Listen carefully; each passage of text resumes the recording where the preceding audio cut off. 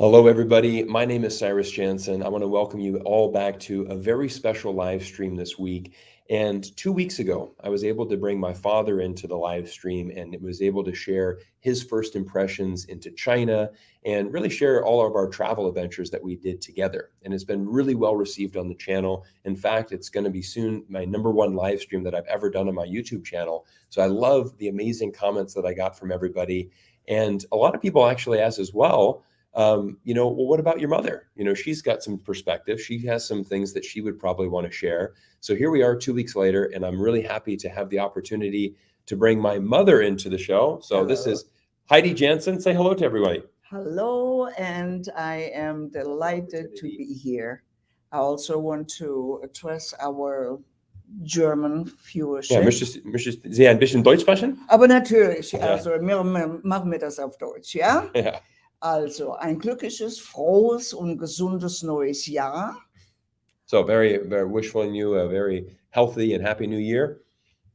Und wir hoffen, dass alles in Ordnung geht und alle Wünsche klarkommen, ja? Yeah, so everything good to go. Yes. Wishing everything is good and Yes. all your wishes come true and all that. So a little bit of German for everybody there. My mother is from Germany originally, which is why I wanted to bring her into the stream because she brings a really interesting perspective. I mean, growing up, now, Mamilan, you were born in Paris, France. Correct. In 1944. Correct. Obviously, because of the war that was going on. Yes. Now, you are a German citizen. Yes. But born in France because of Yes. the war.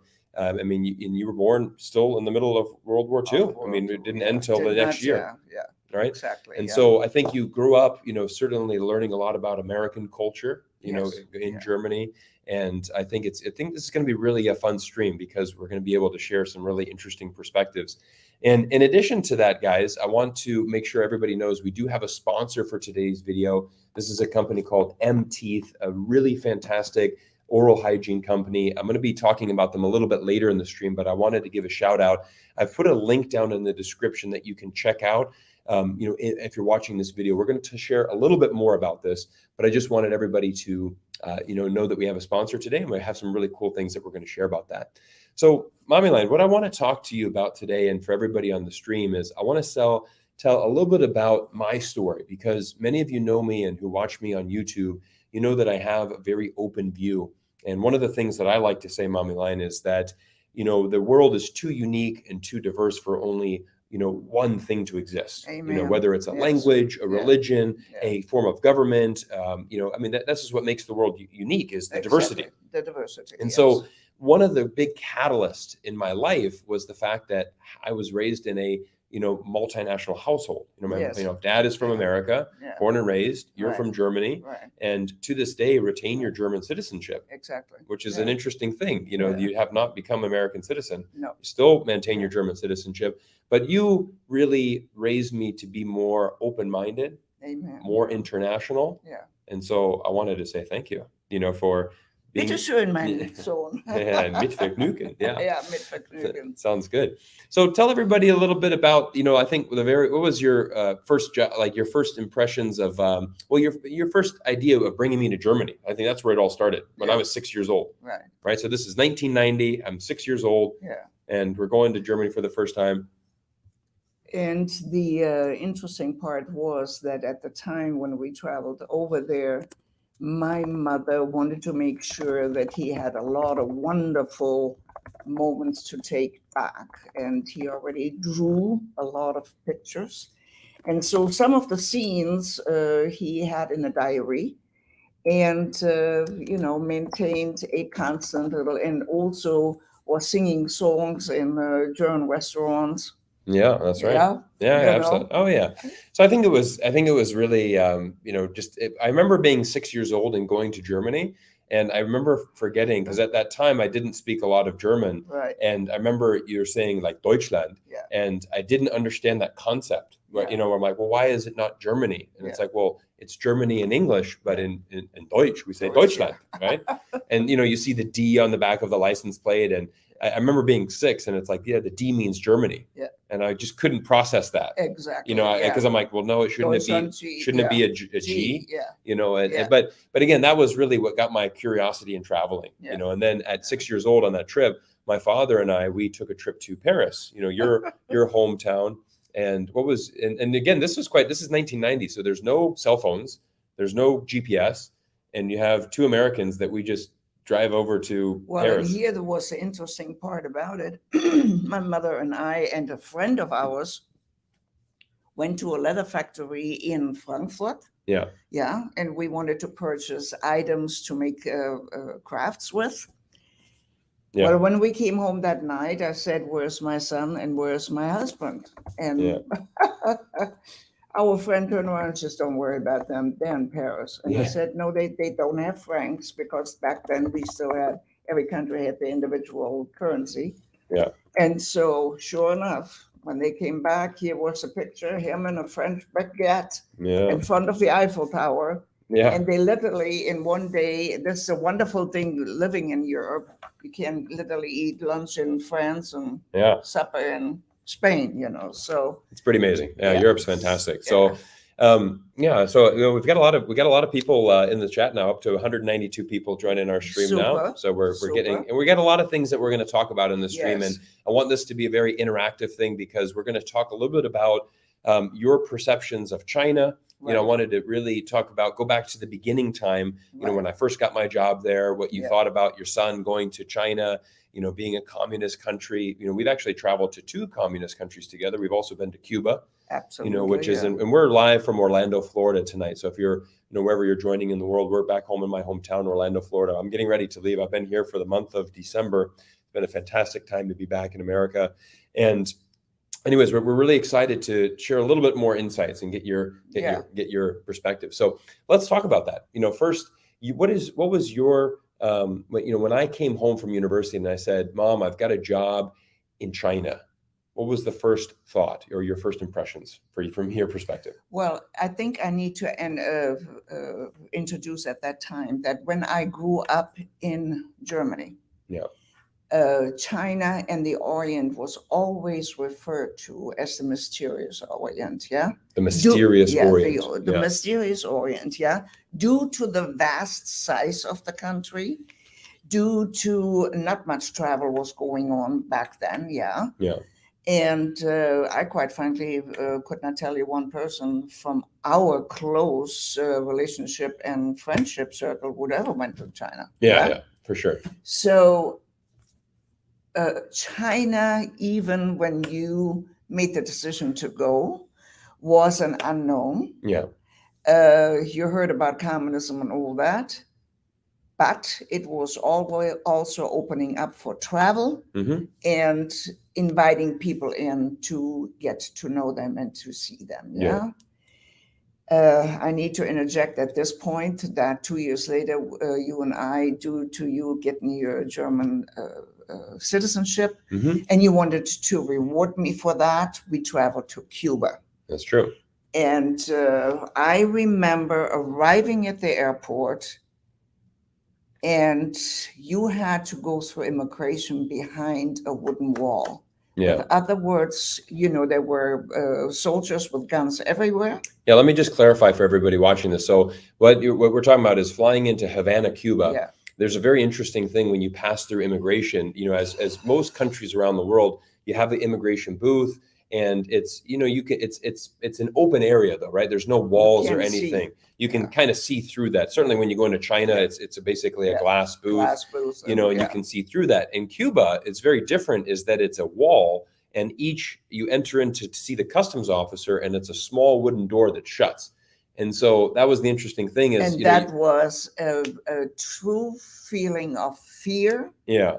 Now they have my son. I'm on the side. Yeah. I was ready to jump over and say, "Okay, you're dealing with German mama bear. Give me my son back." So, but that was the first introduction into, I'm really now, after having visited China 2 years before, right now you are in a truly communist country. I think that was the interesting thing, because when we arrived in Havana, we're at the customs, and you have to go one at a time.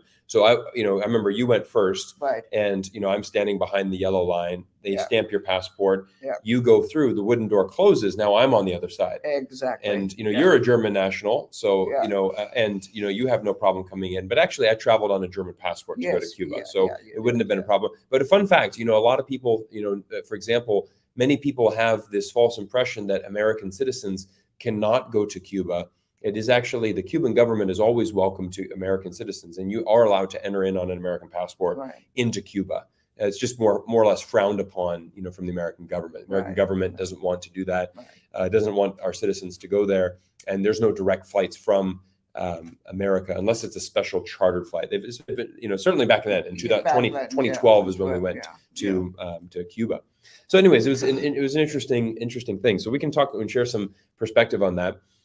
But I want to talk about, but let's go back to China first. So now we're going, So again, this is 2007 now. I've graduated university. And I was interesting. I had two jobs. I had a job in Florida and I had a job in Shanghai. Yeah. And that was my first job after university. I think obviously you wanted me to stay in Florida. I wanted for you to stay in Florida, and understandable. Yeah. But I think, and I need to interject here that we always raised you to have wings, okay? Mm-hmm. But we weren't planning on jet wings, which took you halfway around the world, okay? That's true. That's true. I don't think Mommy was expecting me to go all the way to China. No, absolutely. Now, were you worried about me though? Were you worried about my safety? Were you thinking, this is my American son, he's going to the Orient, which I don't really know anything about. He's going to live in a communist country. Were you worried about my safety? I knew you well. I knew you would make great contacts over there, and you had one contact which brought you over. Yeah. I thought that was because you went with the what was the institution which got you over David there? Ledbetter. David Ledbetter got you over there. Yeah. I was not so much worried about. I just went back when I was 20 years old, entered this country, right, and how to make contact. Yeah. Yeah. I spoke Oxford English. You went to China with no knowledge of the language. Yeah. Okay. True. And that to me was the fear I had. How do you communicate? How do you order food? How do you, that kind of thing. Yeah. In as far as the safety for your own person, not really. That's good. Yeah. That's good. Not really. No, that's excellent. No, because, I think that's an interesting one because, when you go to Europe, if you were an American and you go to Europe, everything, even back in 2007, you can speak enough English to get by and, you pick up some words, but it's pretty convenient. But I remember going to China and up until that point, I had traveled around Europe extensively. In 2006, I backpacked through Europe. 27 countries. Yeah. I think at that point I was more scared for your safety than that. Yeah, fair enough.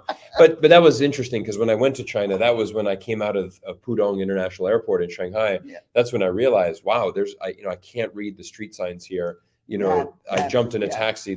I have no way to communicate with this guy, and at that time it was very much, you always made sure that you had a business card with you with the address in Chinese. So you could just, show that card and you just relied on that, and I think, but I do think it's, you need to have that. Those were really the great days of being an expat in China because there was a little bit more adventure at that time. Now, a lot of people in China speak English. It's a lot. It's changed a lot in 15 years. It has. 2007, those were a little bit more the wild West days. You flew into Shanghai. No one spoke English. Yeah.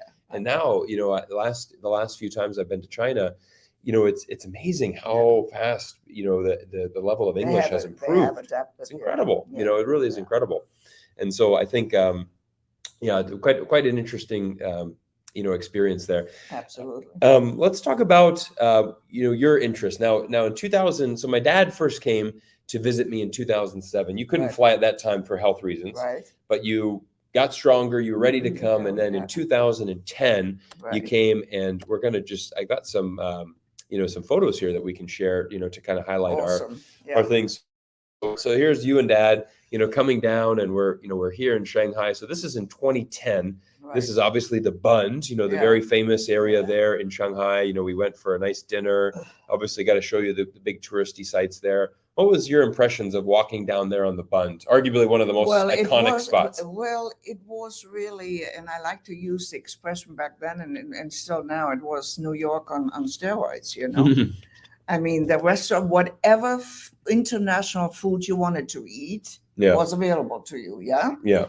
And so it was just the nightclubs, the whole scenery, it was just, and the masses of people, you know.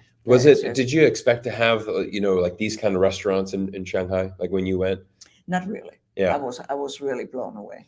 I think it's almost true that even though, your son's been living there for 3 years, and I probably tell you, oh, I went to this great dinner, there's these great restaurants, you probably don't comprehend it. You're like, oh, that's great, but I don't think it really sinks in until you get there. Well, not especially when you have a street, and I forgot the name of it, where you have one restaurant after the other, literally from every country over the world, yeah? Yeah, for sure. And not...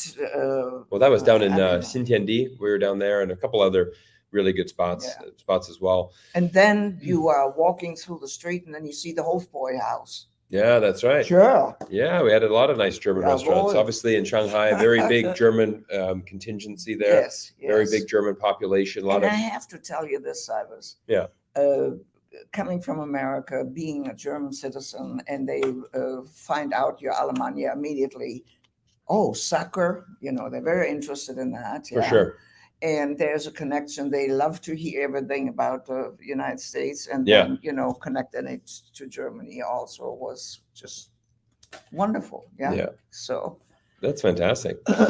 That's fantastic. Well, we're about 370 people now joining us from around the world. So I want to say thank you to everybody for coming in. So if you can, make sure guten Abend. Yeah. So I've got my German mother here on the stream. If you're just joining our stream, we got my mother from Germany. We're here in our hometown of Orlando, Florida, the city that I've grown up and lived. And we're just, we can't travel to China. So I thought it would just be really fun. Also for a way for all my fans to get to know me a little bit better. Last 2 weeks ago, I invited my father on the stream.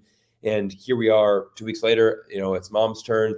And it's a nice way, because what I like to do on this channel is, we're trying to promote building bridges, improving relationships. Obviously you're from Germany, but you have a tremendous love for America, the country that you... I want to interject at that point. Why? I grew up thanking God every day that I grew up in West Germany, Yeah. Protected by America and by the American forces against the East German bloc. Yeah. I grew up with, if you cannot find a German policeman, find an American soldier, and you are safe. Yeah. Yeah. And so I developed early on a love for the country, a love for the people. And once I came over here, it was just reinforced. Yeah, absolutely. It was reinforced. As long as you show Americans, excuse me, that you want to learn their customs, their holidays, everything, you always will remain German, Yeah. But you want to be what you're taught in Europe, to be part of a melting pot. Yeah. And the melting pot means adjust, learn, and blend in. Yeah, absolutely. No, that's a good point. So let's go back to our travels in China, because one of the things that we got to experience, and I'm going to bring this on the screen, this was taken outside the Spanish pavilion, and this was at the 2010 World Expo. Right. And so for some people, a little bit of background, up until that point, in 2010, this was the largest World Expo hosted in the world. Right. There was an amazing amount of people. I think it was record number of people that visited. It was a 6-month event, right? Yeah. I believe it went from May 1st through October 31st. Right. But people were flying in from all over the world, coming in to attend, this World Exhibition. Right. And it was... Yeah, tell me, what do you remember from the World Expo and our visits there? Well, the number one thing when we first got there, the tremendous amount of people. Yeah. I mean, overwhelming. Yes. But it was all organized. Yeah. Yeah.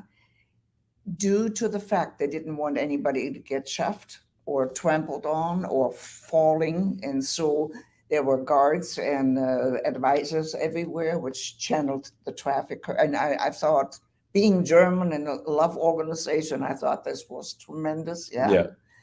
And just the vast experience of the individual buildings. Yeah. One was totally made out of grass and you know. I think what was really cool with 2010 World Expo is that they were so well visited from the Chinese because it was a great opportunity for many people to basically travel to those countries for the day. Yeah. For example, not every Chinese person is going to have the opportunity to go to America, but you can go to the American Pavilion or the German Pavilion or the Canadian Pavilion, and you can learn about that. And with the appropriate food. Yeah, that's right. That was really enjoyed. Yeah. So we had a nice, and speaking of that, you were visiting in October, and we did have a chance to also sample, some Oktoberfest. Yeah.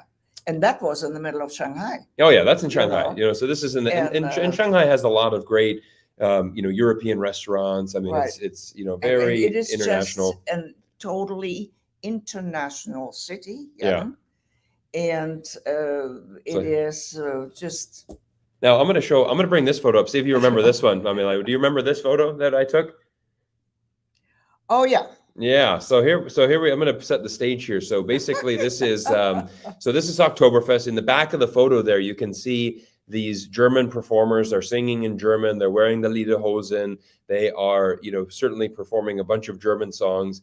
And I think, you were so happy to be in your element, being back, you're in Shanghai, having the most, German cultural experience that you've had, certainly more than anywhere in America that you've had, and then I remember, all these Chinese guys are like, who's this German lady? She's up there dancing and, having a good time. And so everybody was wanting to, come and say hello. That was so much fun.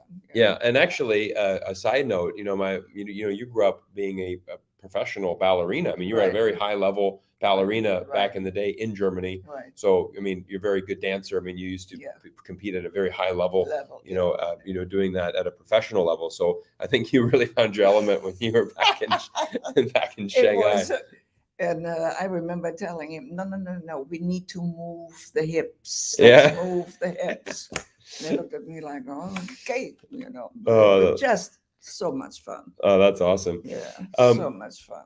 I want to address a few of the super chats that we've come in here. So I want to say thank you to, we've had a few, Leon, thank you so much for sending that New Year's greeting. Really appreciate it. And also we've got a couple of super chats from Wang Jing. Thank you for the 888. That's a fantastic number as we start this new year. Of course, 8 is the lucky number in China. So a great one. And then Macy Lau from Hong Kong, sending in a little hype sticker there. I think she enjoyed the dancing story. I think that was fun. So yeah, so I mean that's the fun thing when you're going to China. I mean, you never know what you're going to expect. And of course, we're in Shanghai. I mean, it is the most cosmopolitan city. So I mean, part of it is you're seeing a very, there's a lot to explore in China. I mean, there's a lot of countryside and rural areas. And I do want to just make sure everyone knows, I'm not trying to say like, oh, look at China. It's all like this. No.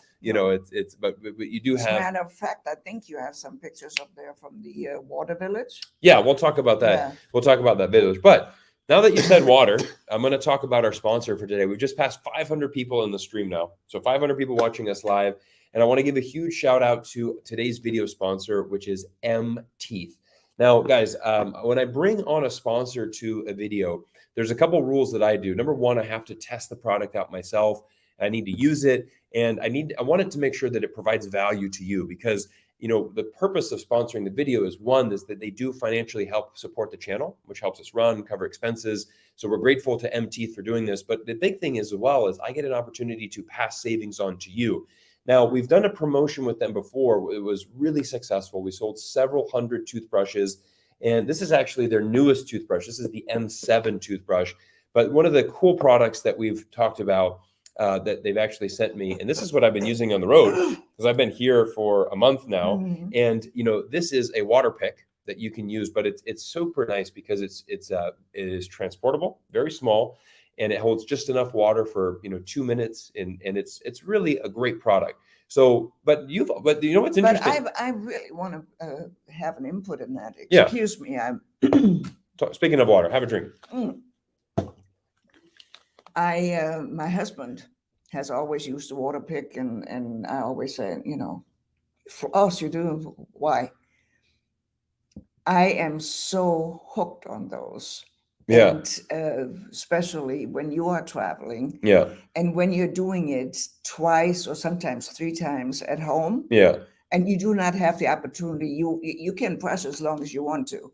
You never, ever feel that wonderful clean. That's a good endorsement. That's really, well, you know what's so funny? So, I mean, like, honestly speaking here, when I came home, I remember that you and Dad are just all in on water picks. Oh, I know. But Dad was just like, do you have a water pick? Do you use this all the time? I'm like, oh, that's so funny, because I'm working with this company, MT. They literally sent me one on the road to traveling, and I haven't really used one, but I've been using it a lot. Yeah. And it is, once you get used to it, it really is the best. A total different experience. So guys, so what we're going to do is just basically check down the description below, and we're just going to take you to their website, and you're going to be able to see a full range of products. This is a website that has my links and codes in it, so you're going to get anywhere from 20 to 50% off. It's a really good deal. So it's great quality at fantastic prices. I'm going to drop a link down for everybody, but also check the description here for everybody. So thank you for that, guys, and we'll get back to the show here. So I want to say a big thank you. I'm just going to get this link out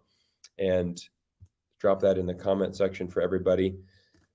And a big thank you to MT for sponsoring today's video. Really much appreciated. Absolutely. And again, we're over 500 people now on the stream, which is fantastic. So, and also, guys, if you have if you have any questions that you'd like to ask us, we want this to be an interactive live stream. I want to say, again, one of the other things I do want to say is I want to say thank you to everybody for your incredible support over these past 2 years. I've been YouTubing now for 2 years. And, the channel's continuing to grow. I'm very humbled by your support. 2021 was a great year. Yeah. We've got some exciting things in the pipeline for 2022. We're going to keep getting the channel better, keep trying to bring some of these awesome insights. But also, I've got some other cool ideas that we're going to be trying out on the channel as well. So definitely let us know any comments, any suggestions that you have, or any questions, or So let's talk about back to our travels in Shanghai, because we're going to bring up some more photos. Do you remember these gardens that we visited? Beautiful. Yeah, absolutely beautiful. And what I love in this particular photo, you have the ancient. Yep. So this is the classic U garden, which is right in old classical garden there. And then here's the modern China. And then you've got the Jin Mao Towers, which is on the far left, and then you've got the bottle cap, as we say, that is the Shanghai Financial Center there. But that really is a kind of accumulation of different nations, different inputs, different. Yeah, absolutely. And here's a photo of you and Dad at nighttime, in that U garden on the same bridge now. And I don't know if I told you this, but do you remember this bridge? It has 9 corners in that. Do you remember that? It was a zigzag bridge to get there. Do you remember that? Do you know? Do you know the reason why? No. Well, because ghosts only can travel in a straight line.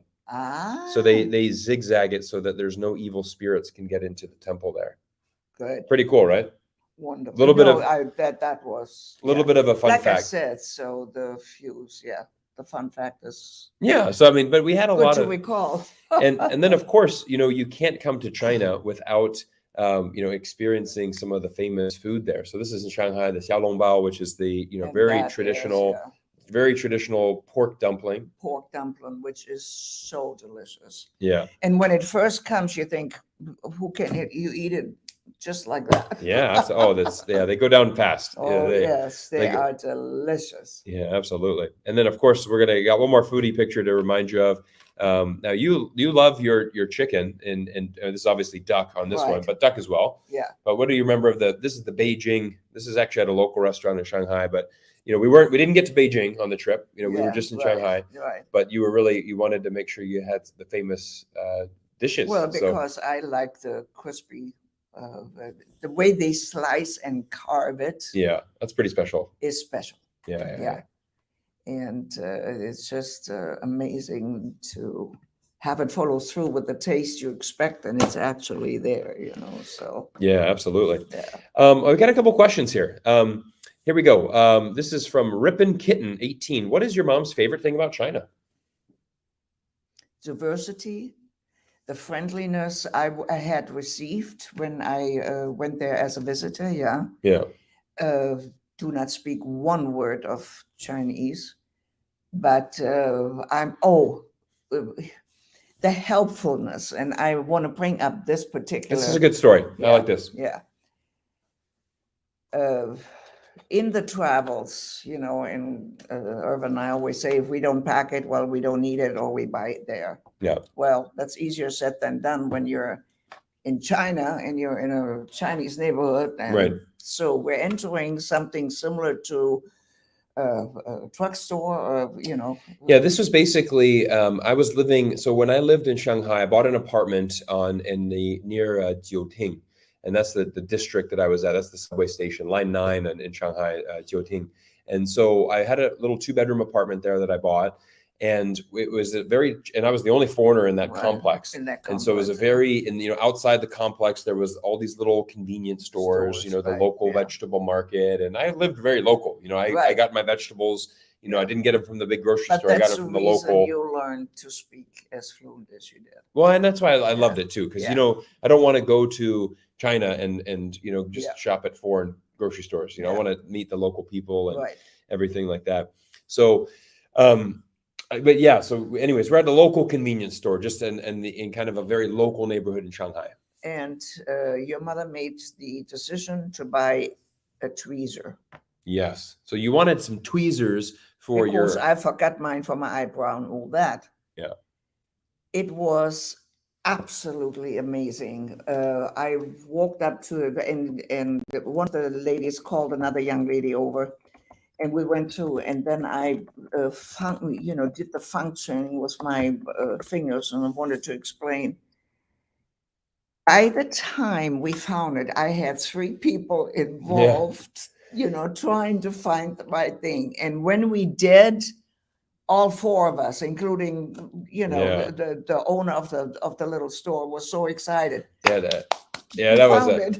That you kept. Because I remember I forgot I didn't know what the word tweezers was in Chinese, so I couldn't help you there on that one. But we're like trying to demonstrate it, but everyone was bringing. They bring you over a toenail clipper. They bring you this. They bring you this. It was amazing, the helpfulness of the Chinese people to want to make it.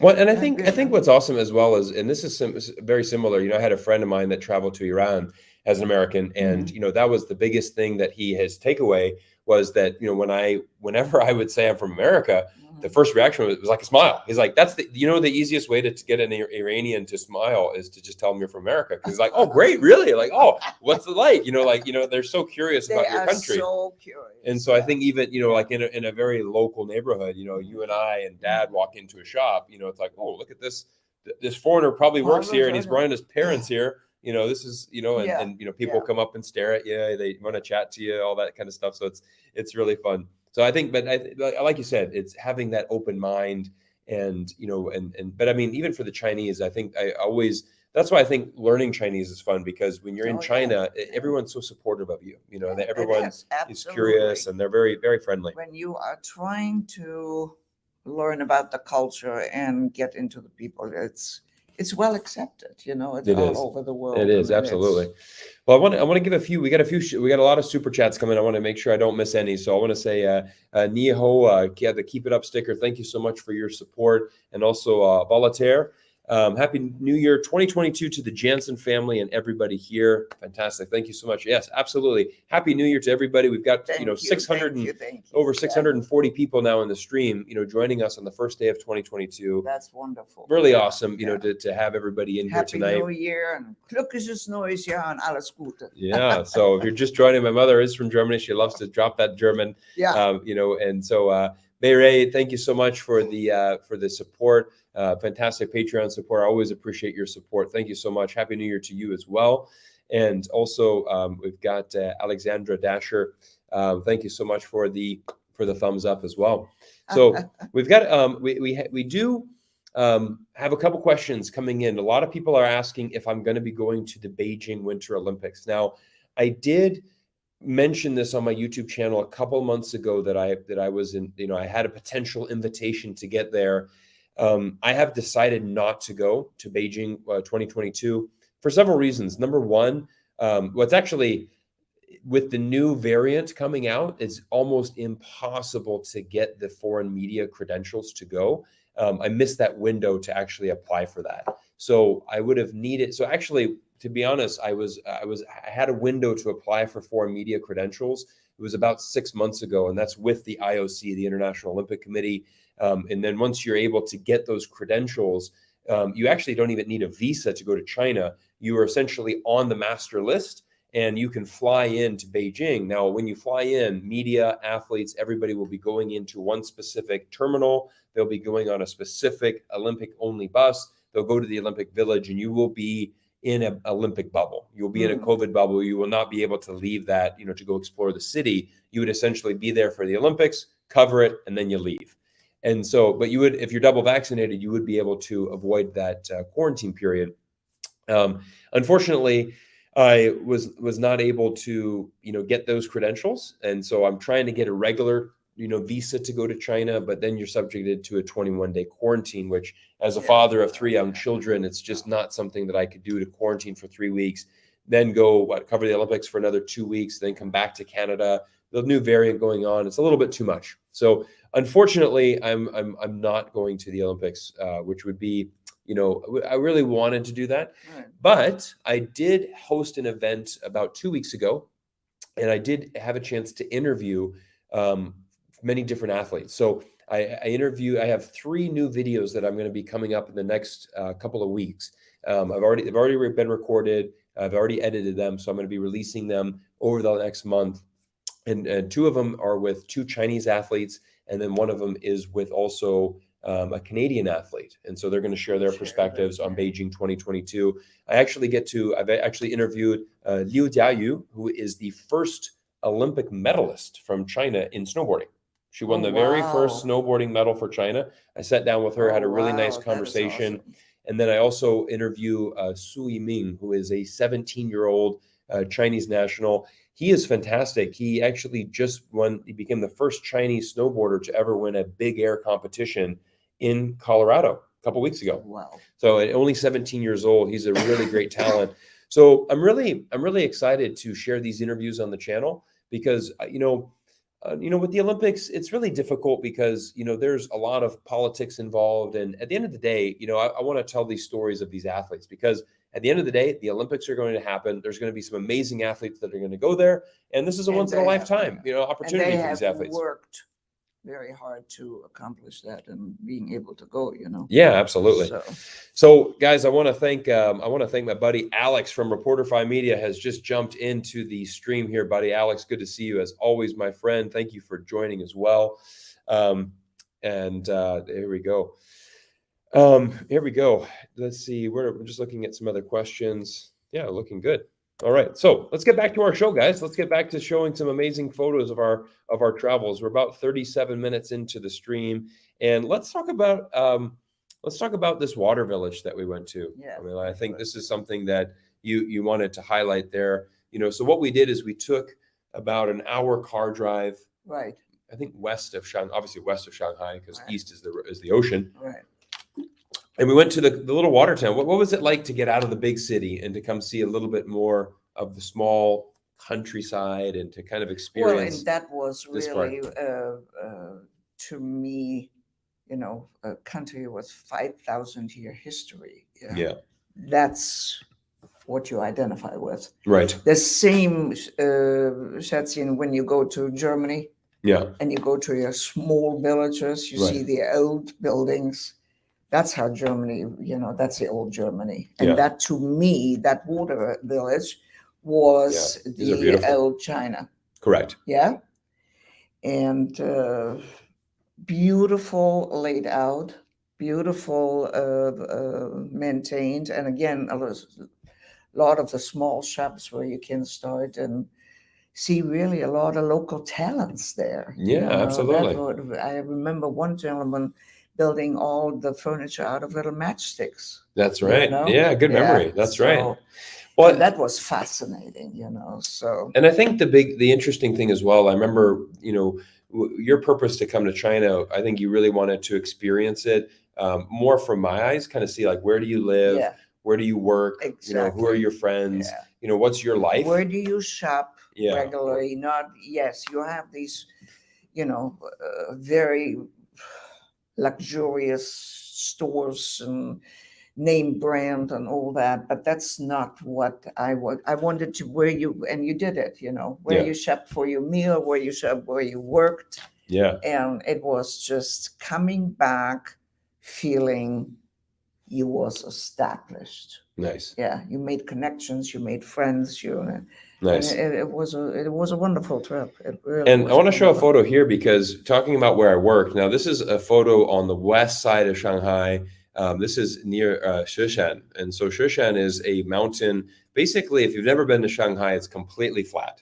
It's completely flat. And Sheshan is, I think, the tallest. They call it a mountain, but it's more of a hill. I think it's 100 meters tall. It's not tall in any. And actually, one of the interesting things is at the very top of this is one of the oldest basilica, Catholic basilica church, at the top of this mountain called Shushan. And this is quite a fun fact as well, because Shushan is the name of the golf course that I was the head golf professional at for many years. And so Shushan is the number one, was pretty much the number one private club in China for many years. I had the opportunity to serve as the head golf professional there. And the logo from our golf course, which is, again, this is one of the most iconic golf clubs in China, the logo is a picture, is the church. The church, which is quite good. I think for and China. What I take from that memory, the steps to get there. Yeah, for sure. You should have been with Pops and I when we did a 15-kilometer hike on the Great Wall. No. Thank you. I just stay down, take pictures, and be happy. Yeah. No, but I mean, but it was nice because I think one of the interesting things when we go to the basilica there, I remember showing you, even in my local neighborhood, there was a mosque on the side of the street. There was, the Catholic basilica. We do see, and I think that was something maybe interesting to you to see. It was very, very interesting. Because for you, you're thinking communist country, there's probably not a church there. And I was, pleasantly surprised. Yeah, and it's a beautiful, beautiful church inside. And actually, there's an annual pilgrimage, that I think, Catholic Chinese do. I believe it's around May or June. There's an annual pilgrimage that they go to the top of Shushan Mountain. And they have, 4,000 or 5,000 people gathered for, some type of, I'm not sure what the pilgrimage is exactly, but they do have a kind of an annual event, that they have there that many thousands of people come to attend. That's awesome. Because it is, I think it was founded by missionaries in the 1850s. Oh, wow. Yeah. So it's quite a, it's a historic building, and it's quite amazing. Well, and it's, very well maintained, and it was one of the many surprises. Absolutely. Yeah. All right. There we go. Let me see. We got another super chat in from LMK. Thank you so much. Appreciate all of the support. So guys, let me, we got a lot of people. Yeah, a lot of people saying, here we go. Guten Abend, Frau Jansen. Aber natürlich, guten Abend. Yeah, that's right. Oh, I like that. So I think some other people coming in here as well. This is one, German cuisine. We do have a few. So here we go. Alex, reporter fi cheers. So cool to see your mom. Thanks, buddy. I appreciate that. I think. Well, and then here's a funny question. A lot of people talking about is Dutch similar to German? That's not a good subject to ask a German. No. Very, very clear distinction there. But naja. Eines neues Jahr und alles gut, Servus for your mom and your family, from Andreas. Alles toll. Guten Reusch, Xinyan Hao, and Happy New Year. Which region are you from? Wiesbaden, Hessen. Hessen. Die Hessen sind die Besten. Wow, nice. Die Hessen sind die Besten. People from, the Hessen is the best, essentially, in English. That's great. That's awesome. I love that. When we're traveling, and we want to get a reaction from German. Von welcher Gegend bist du denn? Ja, ich bin von Hessen. Die Hessen sind die Besten. Wow, nice. So what region are you from? I'm from Hessen, the best. Yeah. It helps that it rhymes. Yeah. That's awesome. Here we go. So this is another one from Rip and Kitten. I wonder what she thinks about China's transformation. Her generation saw the poor in poor China. I mean, I guess you really highlighted that, saying back in the day, you would have, I mean, you didn't know anything about China, you know. But I think that is one of the things that I do like to bring up in my videos, that, you know, that is one of the most remarkable stories. And I want people to understand, you know, China is not perfect. China's government is not perfect. There's many issues. There's many, you know, like every country has issues and problems, and things that constantly need to be, you know, worked on and improved. But one of the things that you always told me, you have to give credit where credit is due. Right. Exactly. And I think that's a really important thing when we look at China. I mean, it is incredible, this transformation, you know, that has happened in China within the last 30 to 40 years. Yeah. I mean, it's incredible, right? Yeah. I mean, that vast improvement is, I mean, just go to the old historic pictures from Shanghai. Yeah. Back then and what it is today. Oh, I know. I mean, it is just it's truly incredible. Mind-blowing, you know. And I think that's kind of why we wanted to do this live stream, because, you know, one of the unfortunate things is for the last 2 years, you know, no tourists have been able to go to China. And I think that's unfortunate because, you know, the longer that it's closed off, you know, it's harder for us to, you know, have that, you know, connection with China, you know, and people aren't going there. People aren't discovering it. You know, last week I was on a chat with Brian Linden talking about Chinese soft culture. That's a really great video. I highly recommend you guys watch that if you haven't already. Brian Linden is an American that's lived in China since 1984. He owns you know, several hotels in, you know, in near Lijiang area, or I think it's Lijiang that he's at. But anyways, in the western part of China, that's just a very beautiful area. And, you know, that was his big thing, is bringing these, you know, people in and having these cultural experiences. And supporting to getting to know the Chinese people. Yeah. You know, with the travel and with the staying and all that. Yeah. Because I know for me, I mean, it's been now over 2 years since I've been to China. So it's, you know, I miss it. You know, if the world was normal, I'd be back every year. So it's tough. You know, it's difficult. So guys, thank you so much. We're over 700 people now in the stream, which is fantastic. And I want to thank you. And a lot of people coming in wishing Happy New Year. So I want to say thank you guys. Thanks for choosing to spend the first day of 2022 absolutely with us live on YouTube. This is fun. You know, listening to our chatter. Well, it's fun because I want YouTube, you know, YouTube sometimes the live streams are great because it allows us to be a little bit more interactive. And also I want you guys to get a chance to know me a little bit better. So now you've seen my father and my mother, you know, a little bit more about who I am and what we're trying to do, and kind of why I have, you know, these thoughts of, you know, why I'm so open to international travel, why I'm open to learning other cultures and things like that. There we go. Here we go, Jenny. You can see Cyrus came from a good family, clean cut, decent guy, and truthful when he talks about China. I appreciate that. Happy New Year to you and your mom. Vancouver is wet and cold right now, so better enjoy the better weather. Yeah, you know, we're very grateful for the weather. I know it has been record snowfall, and you know that's one of the Vancouver. Oh yeah, we've had just crazy snow. You know, so it's been nice. Oh, and we got Patricia Mitchell coming in. Patty Mitchell, my godmother. You know, thank you so much for joining in, watching us live. So this is so nice. Over 700 people joining us in the stream. But I want to talk a little bit about. Let's share some photos and kind of the stream. So if you're just joining in, I want to talk a little bit about our adventures in Cuba.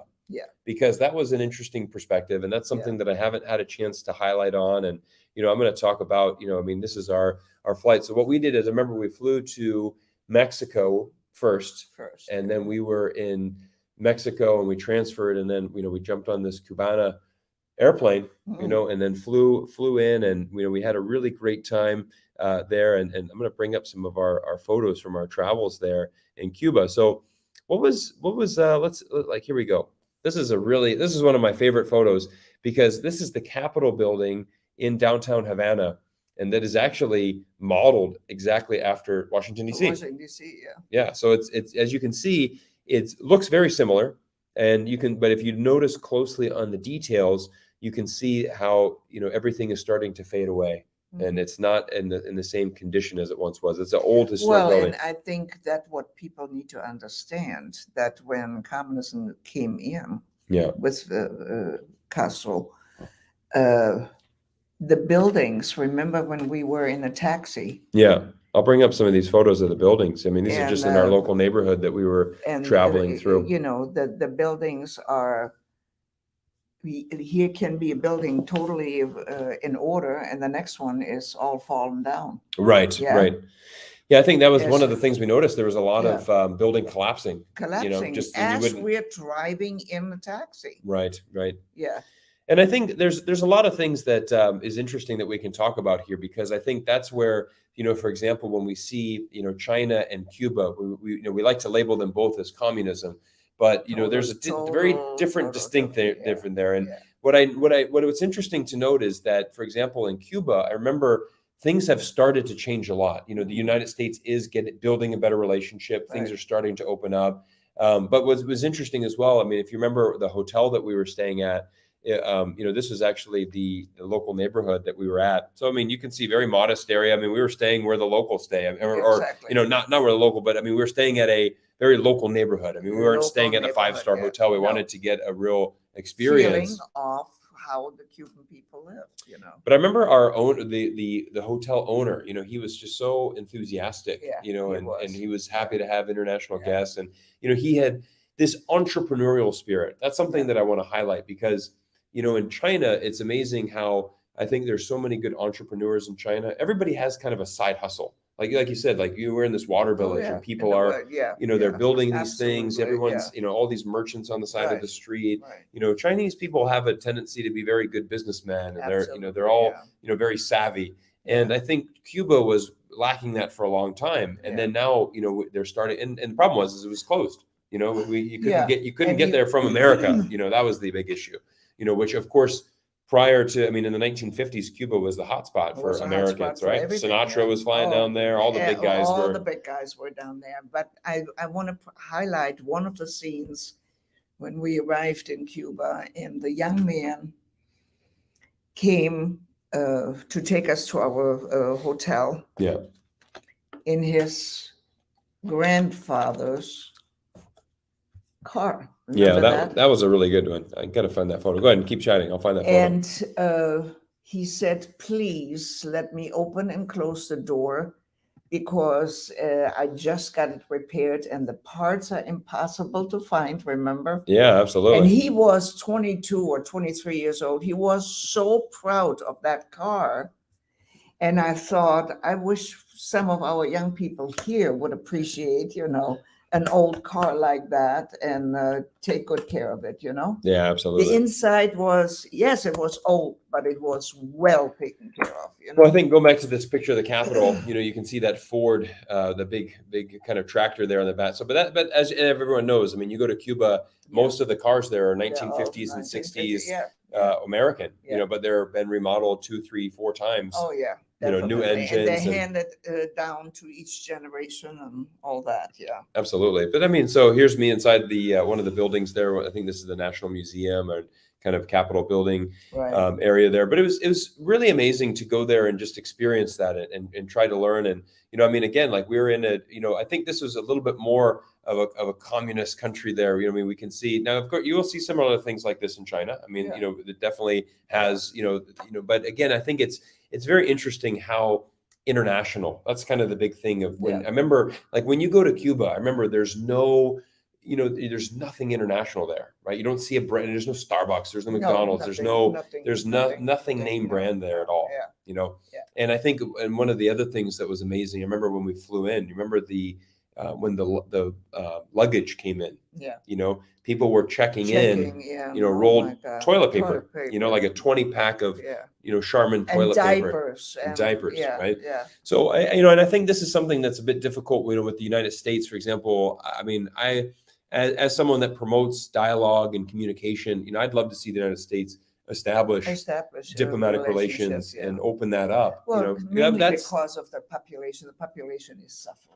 Yeah. Well, but I think there's a lot. I think there's a lot of still happiness that are happening. There's a lot of good things happening there. They're very happy people. Yeah. They're very happy people. This is a fun photo that I got. Of the learned how to make the best out of their lifestyle. Yeah, absolutely. Without any doubt. And I think that's something that you see, in both countries. Comparing Cuba and China. One of the things that we see often is, you know, I remember, you know, people, you're proud of where you're from, right? I Yeah, mean, you're always going to be absolutely. proud of being, Yeah. you know, Chinese or being Yeah. proud of Cuban. Remember a lot of the, you know, taxi drivers had the Cuban flag Yeah, and the yeah, rearview mirror, yeah, and they're, you know, right. they love Cuba, and then, Right.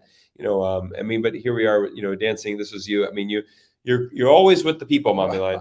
You always love dancing with people, and you know, this was us, you know, meeting up with a local band there, And they just absolutely, it was what, 11 o'clock, and they just had opened up the courtyard, and we had lunch there, and we just had a ball with them. yeah. And we got a free CD.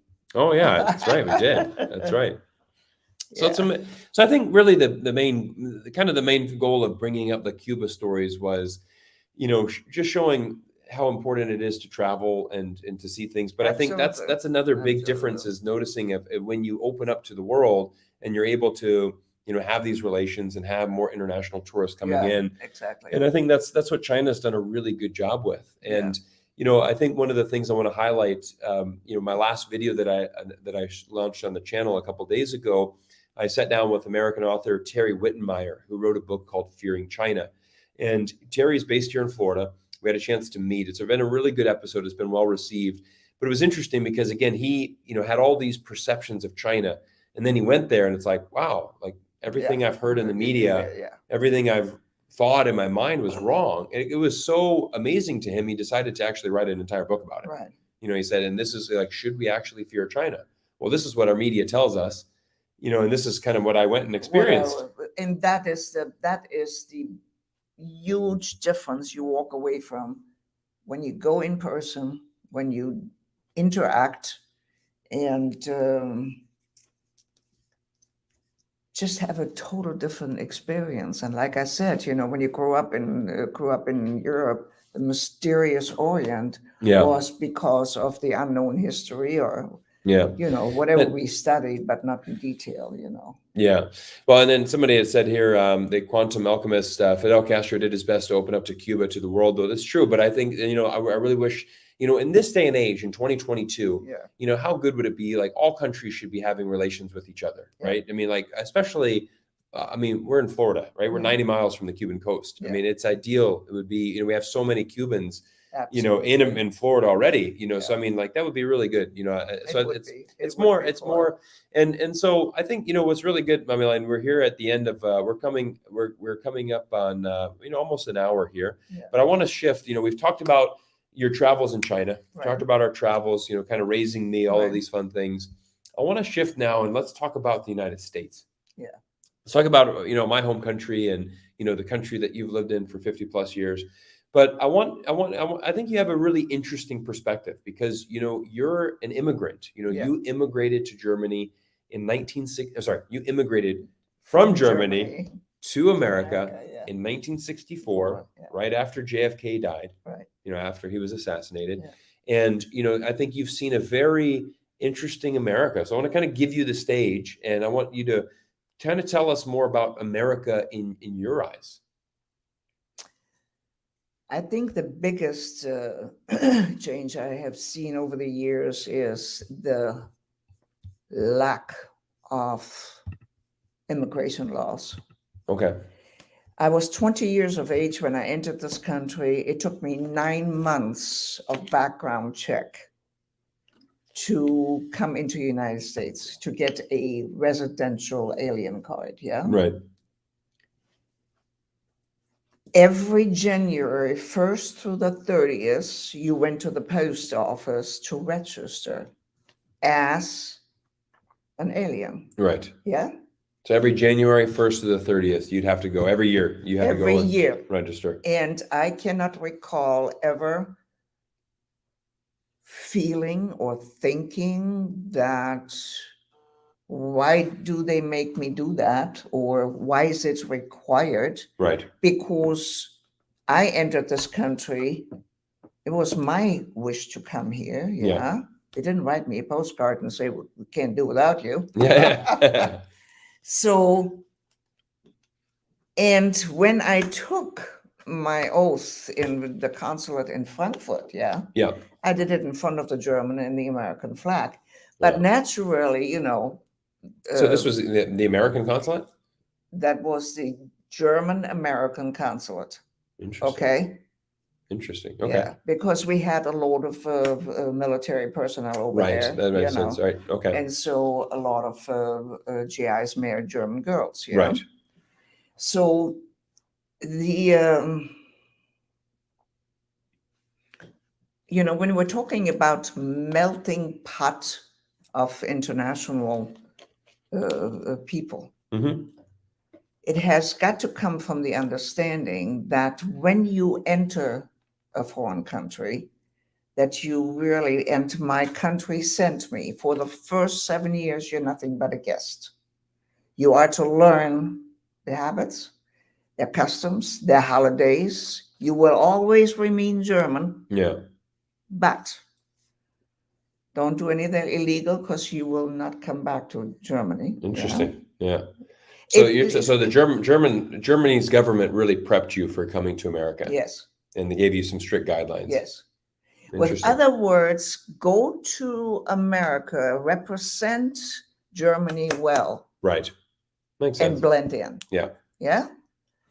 And I have truly to say, I have not met, unless it was small rural areas, when they heard I was German, the only thing they could relate to, oh, you're a Nazi. Right. Interesting. Interesting. And I thought, okay, well. Well, I think that's an interesting perspective as well, because, you came in 1964. And that's 20 years. Yeah, that's 20 years after the war. I know. And I think you would have, did you experience some, you would have experienced some racist comments then? Absolutely. Yeah. Absolutely. So, but you were also living in Tennessee, which is, a bit more of a, not going to be the most open-minded people, let's say with, again, like you said, not many people are, no offense to anybody from Tennessee, but I'm just saying at that time, you're not going to be. At that time it was, well, and here's another thing. Me just learning American, the first year I certainly sat in front of a television. Yeah. To learn the didn't, shouldn't, wouldn't, couldn't, and all that. Yeah. Yeah, you tried to learn the slang. You learned the slang of America. Yeah. And then I come to Kingsport, Tennessee. Yeah. Exactly.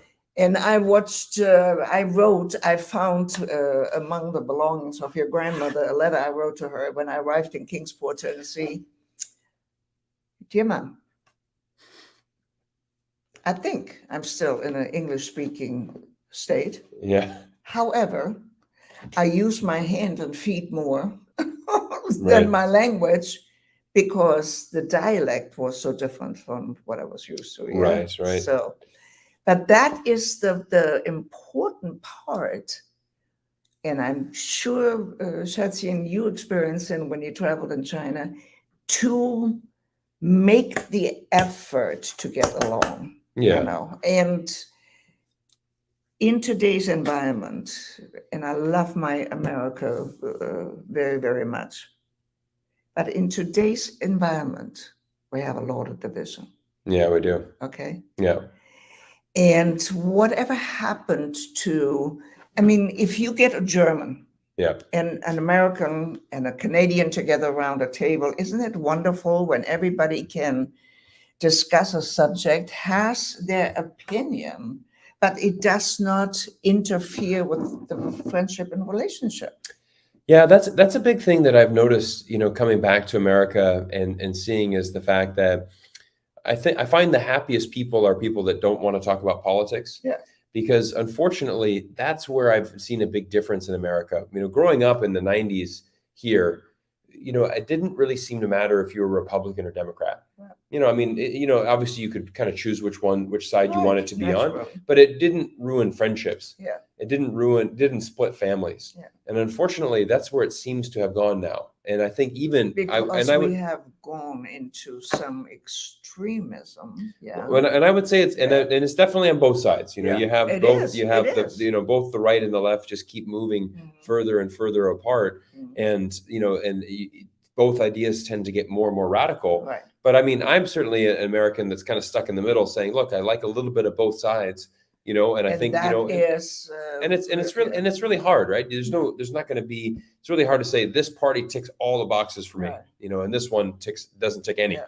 so it's sometimes hard. I think even just these two choices that we have, and there's a lot of uncertainty, right? We're coming up to the mid-year elections, in 2022, the midterm elections. And then we're going to have, I think 2024 is going to be very interesting. Yeah. I mean, it definitely will be. But in the meantime, we also have to get back to the core of family life, friendship, that what nurtures our children, which you and Jenny are doing such an excellent job. Thank you. To concentrate. Shout out to my wife, Jen. Love you, babe. Thank you for everything you do for our family and for these children. Because you really both are interested, and you are controlling TV time. Yeah. You're controlling, any gadgets, which you educate them, you read to them, you play with them, you interact with them, so that the mind gets stimulated and they are learning to play, with each other and get along. So that's what we concentrated on when and the educational part, when you say what has changed, probably the biggest part is, Shatsian, that in America, we do not educate to be competitive. Interesting. Okay. Interesting perspective here. It is not to be competitive, and the world is competitive. Mm-hmm. You have got to seize the years where your children are sponges and take them away from these screens. It's okay now, though, right?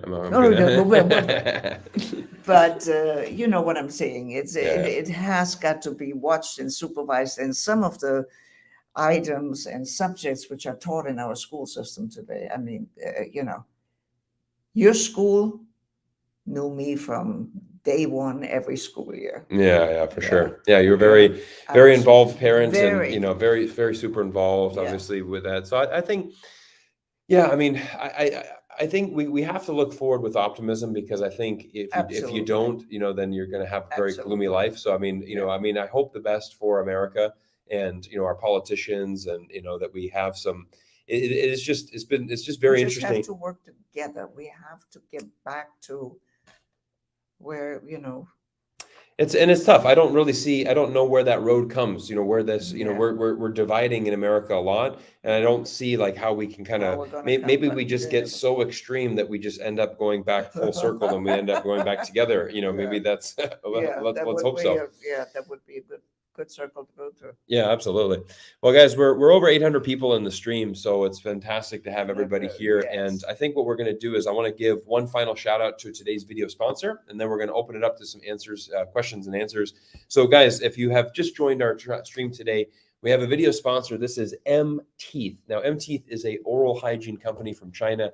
They do some amazing things, and what I'm going to do is I'm going to drop down a link down below, and you can basically go to that website, and you're going to see a variety of products, everything from toothbrushes to also even some portable, water picks like this. So this is a product that I've been using over the last 30 days as I've been on the road. Really fantastic quality. And again, this is the company that I've worked with before. We had initially launched. They had an X5 series toothbrush that we sold a few hundred toothbrushes for. And again, the nice thing with this is that it's at a great price point for you guys.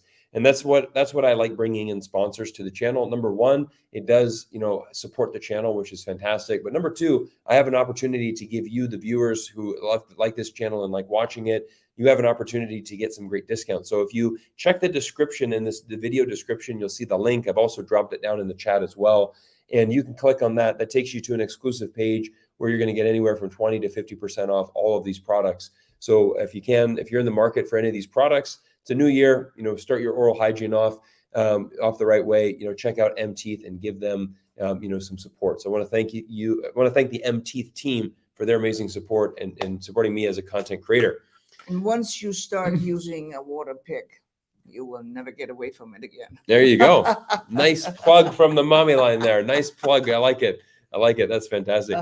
Well, guys, we're gonna wrap this up. But let's do. It's been a very fantastic chat. Yes. Thank you, Mommy Line, for joining us here today. Welcome. And I want to Does anybody have any final questions? Yeah. If you have any final questions, we'll end this in exactly 5 minutes or so. But I think it's been a very, very good chat. We've got some comments coming in. Your mom really has some wisdom. That's fantastic. There we go. So this is the Quantum Alchemist. In fact, 6th to 7th grade high school students learn about semiconductors in Japan, something that Western education at best learns only in the 2nd or 3rd year of university. Interesting perspective. Yeah, that's very. Yeah, and I mean, this is why one of the things that I really like to say is, why it's important to learn from other countries around the world. Absolutely. One of the things I think with America, sometimes we have an amazing country, but sometimes we always, when you have achieved a lot of success, sometimes you don't want to look out other way, other countries, and you don't want to learn beyond, from, I always want Americans to go travel. We have an amazing country, but go travel, see other countries, learn other perspectives, different cultures, absolutely, interactions, foods, etc. Yeah, and all right, who speaks more languages, you or your mom? Good kind of question from. No, that's it. That would be mine, Sohnemann, definitely. Well, I speak a variety of languages, but not. But I mean, you speak, German and English both at a very fluent level. At a native level for both. Yeah. So Manzana says, "Do you speak Swabisch?" Nein. Nein, nur Hochdeutsch. Hochdeutsch. Yeah, Nur Hochdeutsch. Yeah. Yeah. I've got a question from Kwok Chow, big supporter of the channel. Cyrus, any plan to bring Jenny into the conversation? My wife is very low key. She doesn't like to make any appearances. I think at some point we might get her in, for a live stream, or maybe not a live stream, but maybe some of as we do. Kind of what I'm going to do with the channel is I want to diversify content a little bit, because I want to talk a little bit more, I focus a lot on China, obviously, but I want to talk a little bit more about some of the other things that I do in life. For example, I'm a very big investor. I like, investing in stocks. I like doing these. So I want to talk about, potentially some of the stocks that I'm looking at, and kind of, I want to talk a little bit more about America, want to talk, kind of diversify some content. So, there might be some opportunities for me to, bring her into the mix when she's ready, but she's very much, in Chinese, very didiao. She does not like to be very gaodiao. Very, didiao is low key. She's very low key. She doesn't like to be in the public eye. She likes to watch on the back end. But she is a very big support of this YouTube channel on the back end. Constantly supporting me. So she's always here on the channel. And see, now this is a very obvious cultural difference. Yeah. Mother always said, "Come on, you have anything up there? Speak." Yeah. Let me hear you. Well, Jen likes to speak, but just not in front of everybody else. Yeah, But she likes to speak to me. Yeah. That's awesome. All right, Arthur Chen, please bring the world the truth about Xinjiang today. Well, I do have an interview with Sean Ryan. It's a very long interview that I'm still editing the video on, and Sean does share some insights. He has had a chance to travel to Xinjiang. And the other thing that's interesting, as we're coming up to the end of the stream, I do want to talk about, we talked about Cuba and how, for example, one of the things that I really would like to see is the United States establishing that relationship with them, because our market is so beneficial to the Cuban people. If we can have all these American products there, and open up trade, it would be a two-way street. America, and we'd benefit as well. Yes. I think it'd be a win-win. It would be a huge stimulant to the Florida economy. Absolutely. Obviously, having a close connection 90 miles away. Now, interesting enough, how does this relate to Xinjiang? Well, Xinjiang, has just passed a law that basically no products can be now sold, sold from the Xinjiang region. Now, that does negatively affect, some of the farmers and people that work in that industry there. So this is an interesting thing that I do want to explore more and probably address in an upcoming video sometime. So stay tuned for that. And anyways, I want to thank everybody. Oh, Cyrus, we'll be having more collaborations with Geopolitics and Conflict Show. Those guys are really good. I really love those guys. Absolutely. That'll be something you'll see in the new year. So those, and I was happy to be a guest on their show earlier last year now. That was probably 4 months ago, I'd say. But yeah, for sure. I think maybe I can invite them on my show, or maybe do some collaborations. I'm certainly open to that. Maybe even we do a live stream together. That would be really good. And here we go. Manzana, you're a legend, buddy. You're always in the chat. You're almost probably the first person to comment on every one of my videos. So I appreciate your amazing support. I hope Cyrus become the bridge for 3 countries, USA, China, and Germany, like his Chinese name. That's exactly right. That is awesome. I like that. That's awesome. Yeah, that's a good point on Xinjiang. Yeah, that's something that's really important. And one of the things, like, for example, my wife, she actually really loves using dates. We use a lot of dates in cooking, believe it or not. And when we are in Canada, in Vancouver, we get Xinjiang dates that we get at our local market there in Canada that are imported from the Xinjiang region. So again, that is a really important thing to address, because if we block everything from Xinjiang, then that's the first thing to do. Well, it's also, it does affect, the problem is there are some arguments that there is forced labor going on, which is definitely something that we should be speaking out against. It's definitely something that needs research in. But for example, if you look at a company like Skechers, who has factories there and sources cotton from there, they have done both announced and unannounced audits, to make sure that all of their cotton is coming from ethically sourced regions in Xinjiang that are employing people, and paying them the proper salary and making sure that they are not violating any human rights there. And I think that's a really good approach. So that'll basically be my message. So for example, Nike, they're sourcing a lot of their cotton from the Xinjiang region. Now that does provide employment there, but it's on Nike. Nike definitely should be, making sure that they are doing their quality control and know where that cotton is coming from. So that's something that needs to be done. And I think what we could easily, you don't have to, cut off everything. I think you need to ensure that there's some policies that allow safe practices to have, but also there's a lot of farmers there that need, that need to export their products. That's how they make a living. Where are we now? We're coming live from Orlando, Florida, everybody. So we're just about to wrap up this. And I want to thank, everybody for watching the stream. Mommy line, we're going to leave and the Mommy line. Some people have commented on that. Is the German expression there. So if you speak German, you'll know where that's from. So everybody, Mommy line, your stage to close this out. Okay, I enjoyed being here. I enjoyed that you took the time to watch us. Thank you sincerely. Yeah. And I hope we were able to share a little bit behind where he's coming from and how he was raised, but also to make connections to the world. Nice. Good night, gute Nacht und ein schönes neues Jahr. Yeah.